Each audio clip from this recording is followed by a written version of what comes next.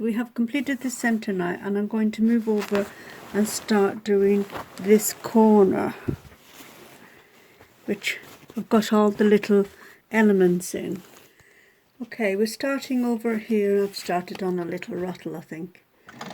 And we'll go around and we'll do an inner and an outer circle on this.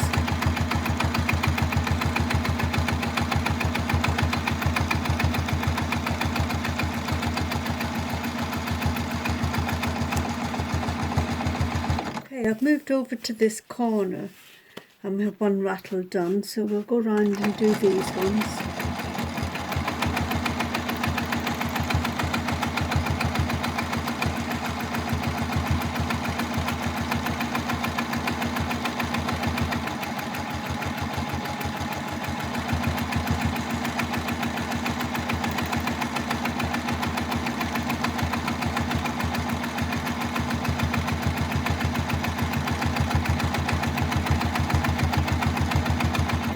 Still using the variegated threads.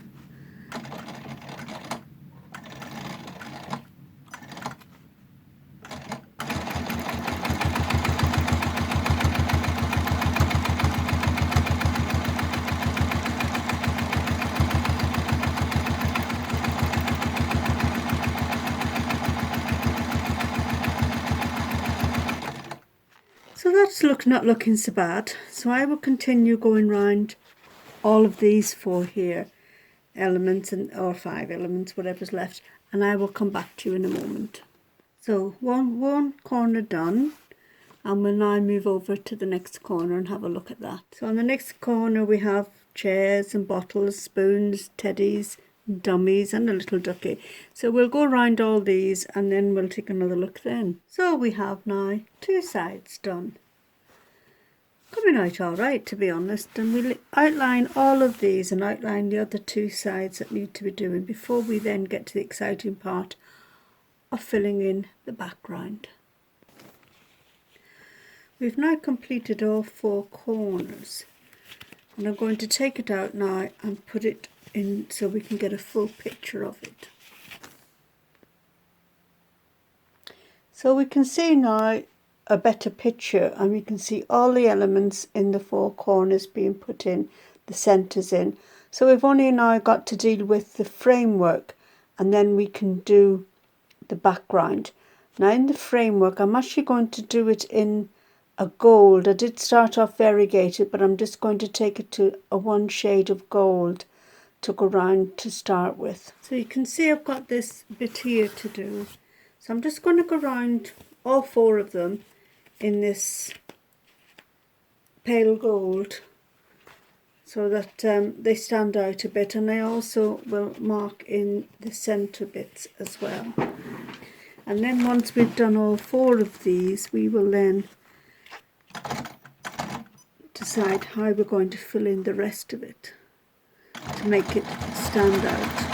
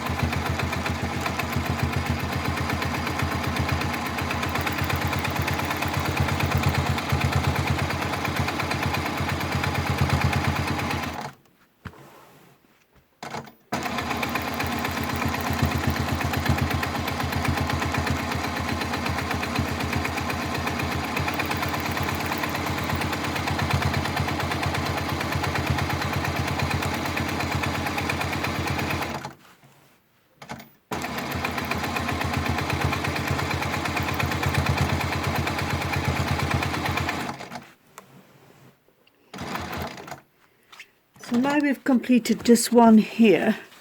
I will go around now and do all the other ones, and then we'll come back and see what we're going to do in all them nice negative spaces.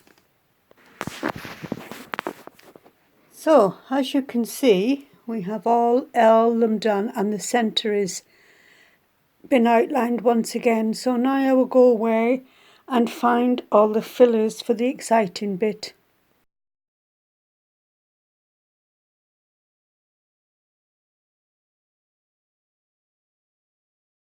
Okay, so we've now transferred the design onto the fabric, and you can either use your rulers to do the lines, or you can do it freehand if that's what you want.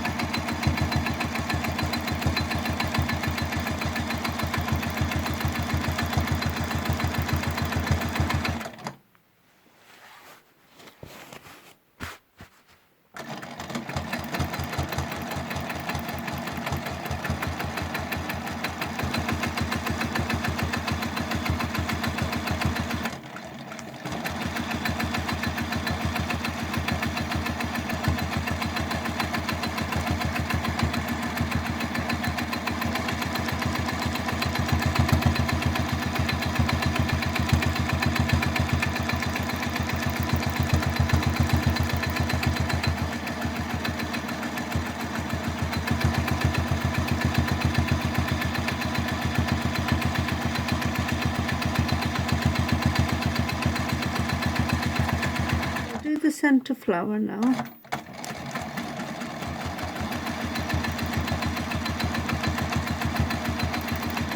I'm doing a swirl right the way into the center of it and out again.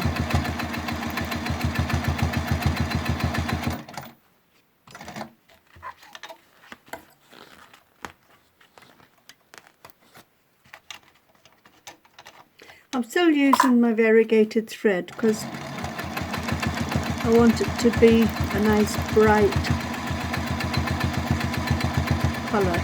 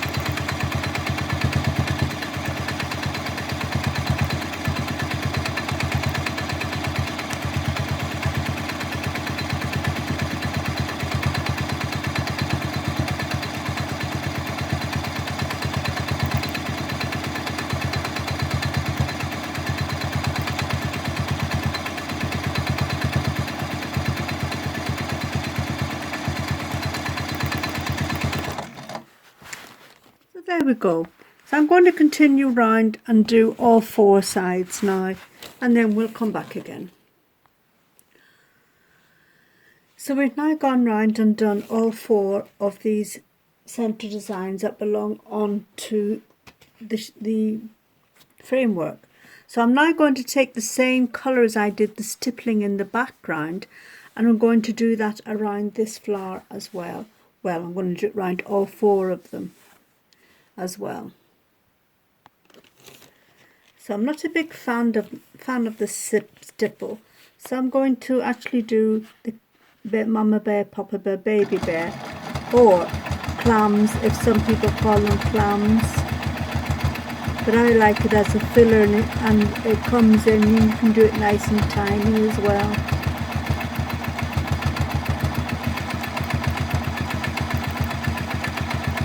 And I like it better than a stipple. but it's doing exactly the same job.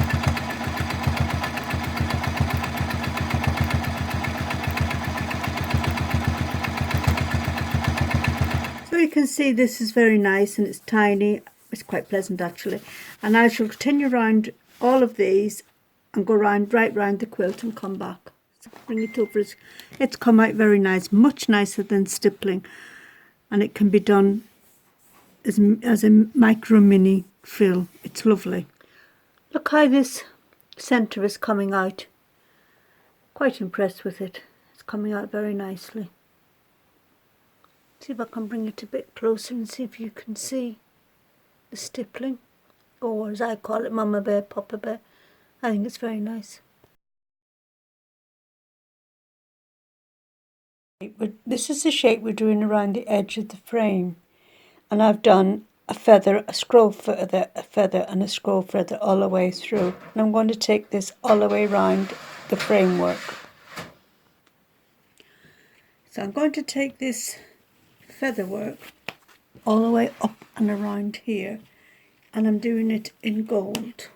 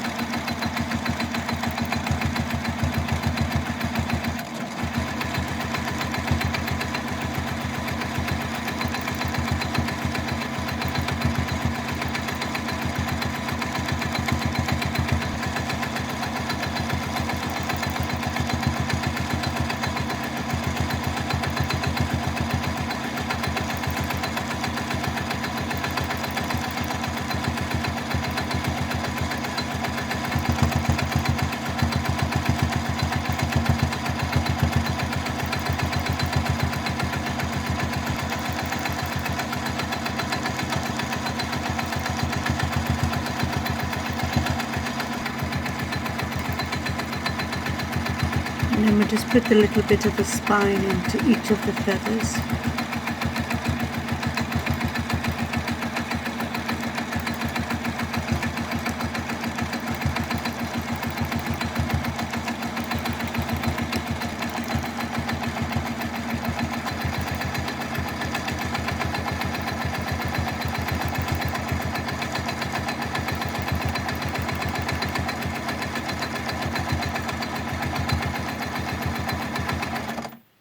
So there we have it all done in there, and I will continue to go around the rest of it, and then we'll come back and see where we're going from there. And we've got all 4 sides done now, so we'll take it out and get a full picture of it. So we can see that the framework is now coming into focus, and where all the other little elements are, we are now going to use a white to batten it all down, and in between the feathers, as the little spaces that have been left, they will also be done in white. So in this area all around, I'm going to use an off-white cream, off-white, light, very light cream, and I'm going to do little tight swirls. Not too small, but enough. Some of them will have to be smaller than others. In these little areas here, I'll just get them small.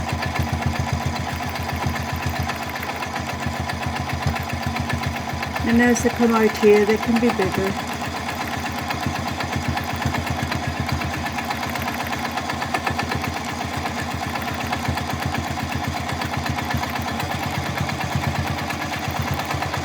No set size.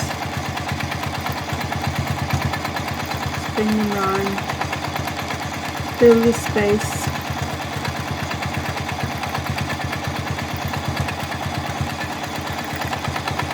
Now you can echo around the motifs if you require.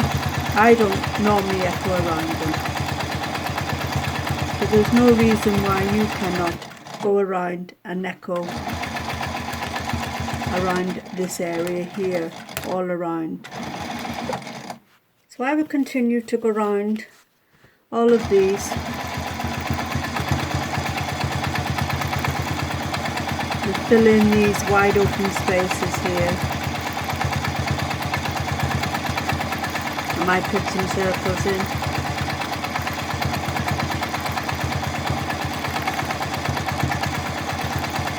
But mostly swirls.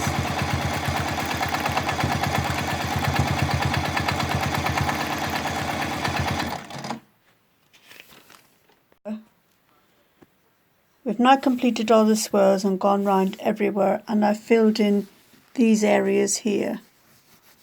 I've just like thread painted them in the same colour as the background.